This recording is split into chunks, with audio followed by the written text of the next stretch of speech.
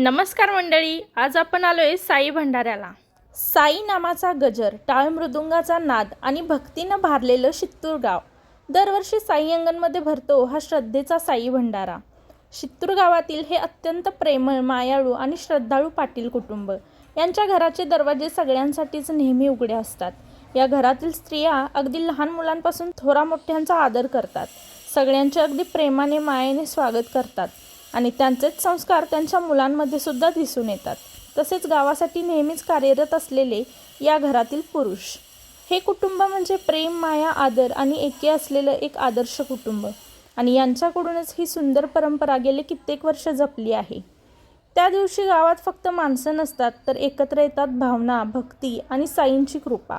लहानग्यांच्या निरागस हातांपासून तरुणांच्या सेवाभावांपर्यंत आणि वयोवृद्धांच्या श्रद्धेपर्यंत प्रत्येक चेहऱ्यावर दिसतं फक्त साई नावाचं समाधान। आजूबाजूच्या गावातून आलेली हजारो भक्तांची पावले सगळंच मनाला स्पर्शून जातं।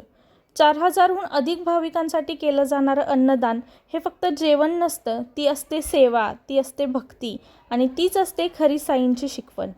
दिवसभर अखंड सुरू असलेला हा भंडारा माणसांना फक्त जोडत नाही, तर मनामनात श्रद्धेचा दिवा पेटवत राहतो। साईंच्या चरणी एकच प्रार्थना, ही भक्ती, ही सेवा आणि हा प्रेमाचा सोहळा असाच कायम फुलत राहो। हे नामदेव काका आहेत। काका, तुमचं गाव सांगा। हे आमच्या फादरचे मित्र आहेत, मित्र, वारकरी मित्र। आता यांचं इथं भजन कीर्तन चालू होणार। काका, तुमचं नाव काय? तुमचं नाव काय? आवाज मोठा आहे। जेवलात का तुम्ही? जेवलात?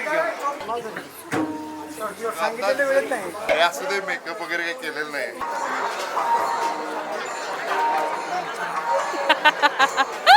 या पोरी ओळखीच्या दिसतात। कुठं आलाय सगळं? ही बाई कुठं आल्या? ही बाई मुंबईसनं आल्या, मुंबईसनं जेवायला साई भंडाऱ्याला आले आम्ही आणि दरवर्षी चुकवत पण नाही। अंदाजे किती लोक जेवली असतील?